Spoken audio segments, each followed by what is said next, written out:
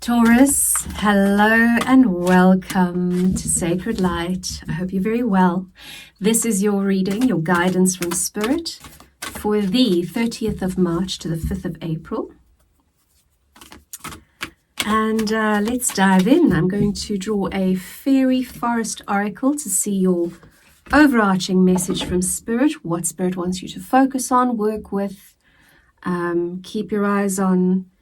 And then we'll go into life categories with the tarot and we'll end it off with an animal guide. So we've got the Sigil Keeper, quite a powerful fairy. The Sigil Keeper, symbols, signs, and messages. Number 38. I want to grab the book. Right in front of my face. There we go. 38.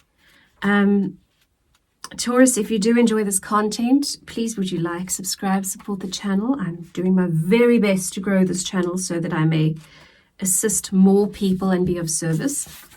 And also, if you would like a private reading, there is a link in the description box. So let's get back to you though. When the Sigil Keeper comes to you, Taurus, there will be no words. Instead, there will be shapes and signs and messages flowing, as though a language of symbols is being shared with you.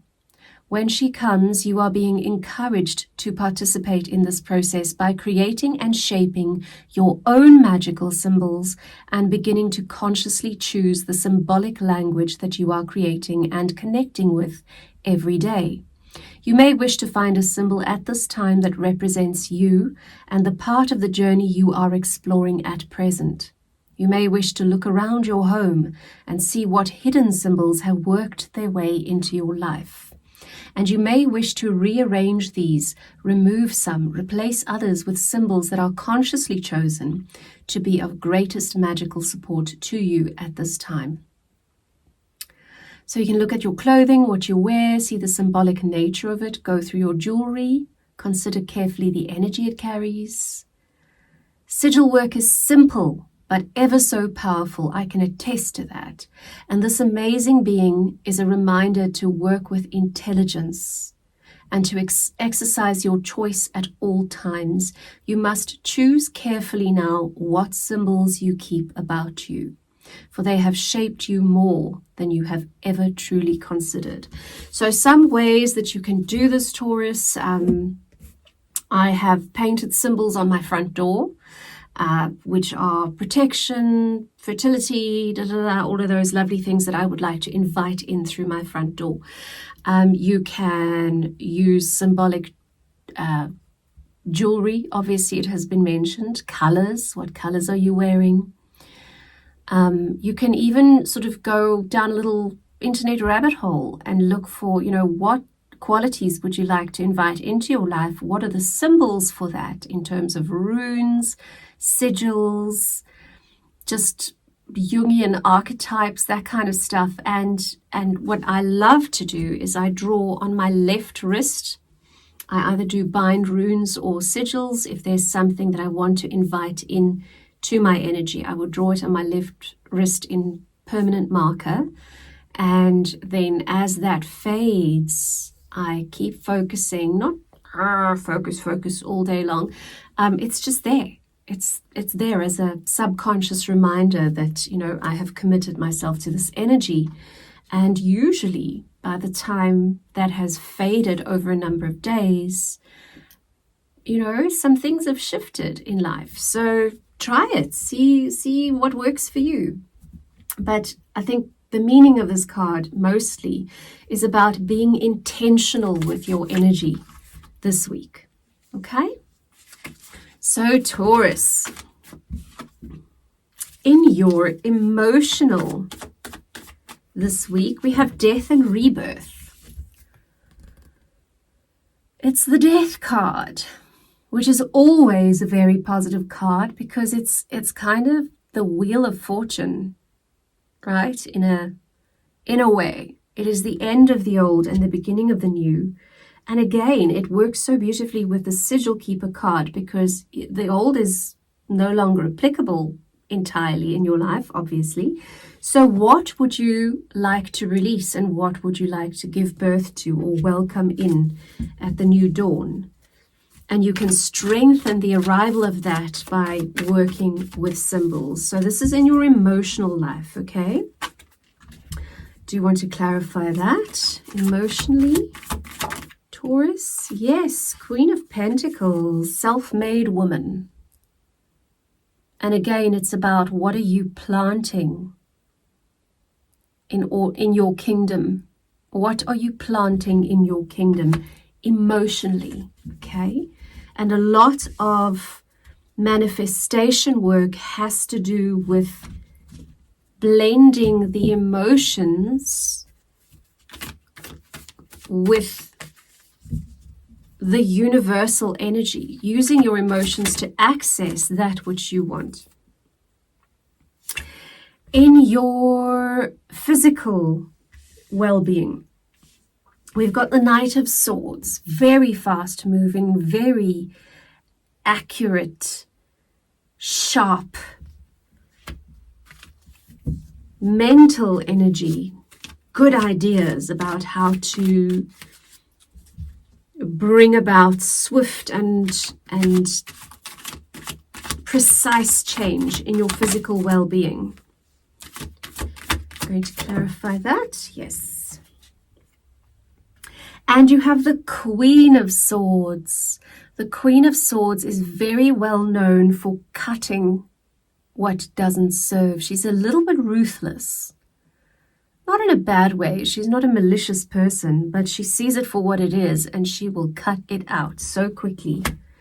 Okay, so there's an energy of, right, this doesn't serve us. I'm not going to feel bad about cutting anything out. I'm just going to actually do it now. So see what there is in your physical health and how you nurture and take care of yourself. What needs to be let go of?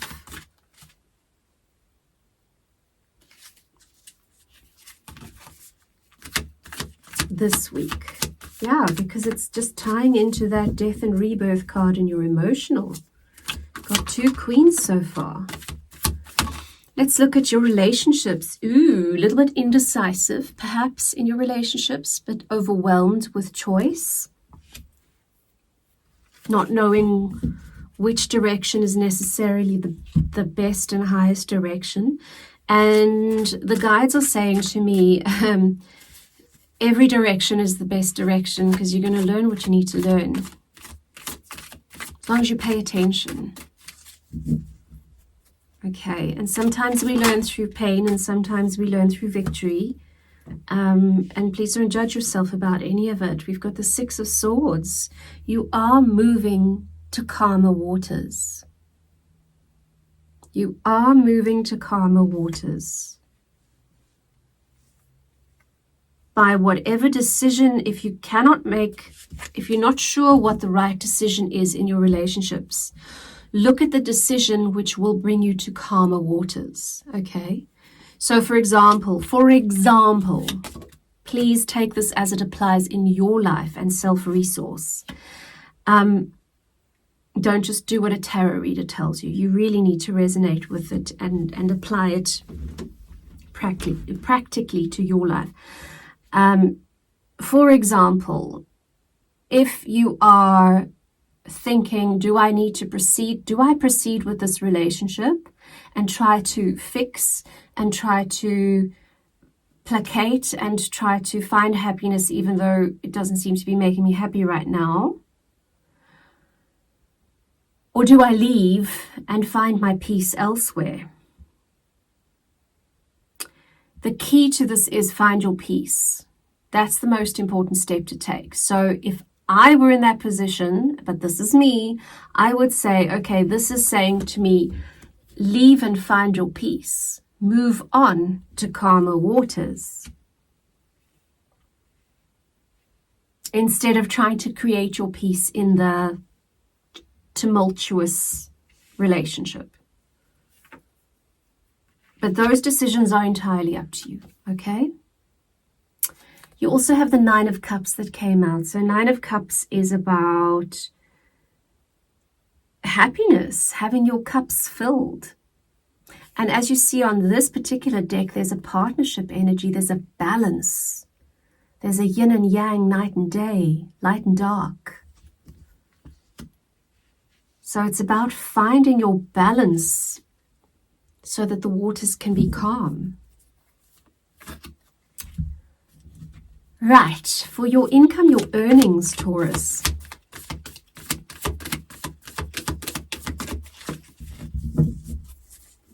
Let's have a look what's happening there for you this week.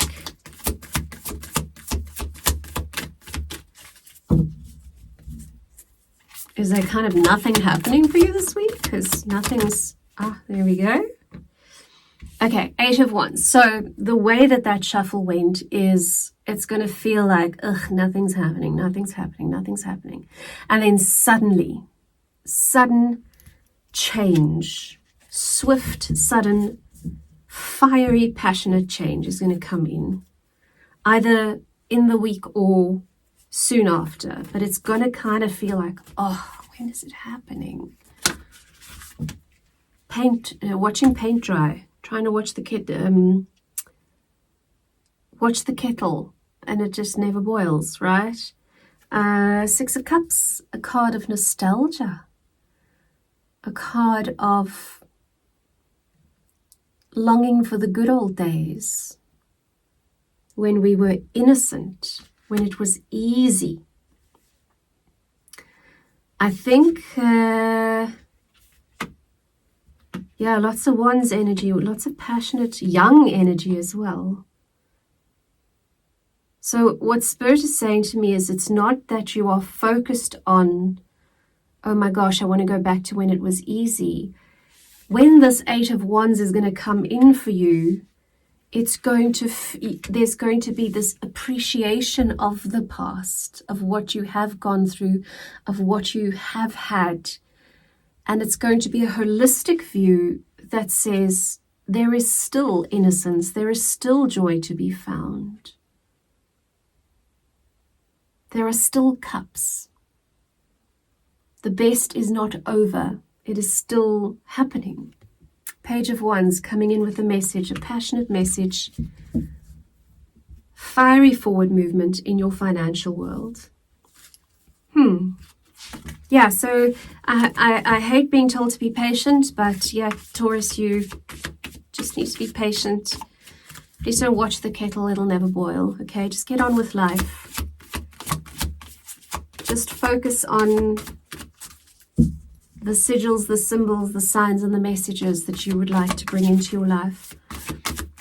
And all will be well. Let's draw you an animal guide for the week, someone you can take energy and guidance from. Ooh, lovely. The dolphin. Have you ever swum with wild dolphins? Taurus, I have a number of times, and they are at the same time intimidating and also incredibly joy-inducing. We infect you with our joy. Yes, dolphins are incredibly wise animals. However, their wisdom doesn't subtract from their ability to have fun and be joyful. Okay, very often when we've lived a while, we humans tend to, unless we consciously look for joy and foster joy, humans tend to get out the other side with flat batteries, whereas dolphins are quite the opposite. They live to play.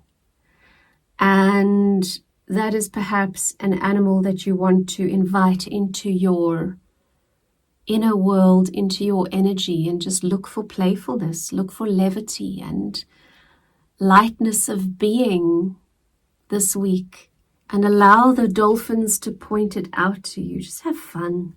Have fun, darling. Again, don't wait for the kettle to boil. Just do a little dance party in the kitchen, until it does boil. Okay. Taurus, I hope you have enjoyed this. I wish you all the best, and I think you're doing really well. Enjoy playing with the sigils. Bye.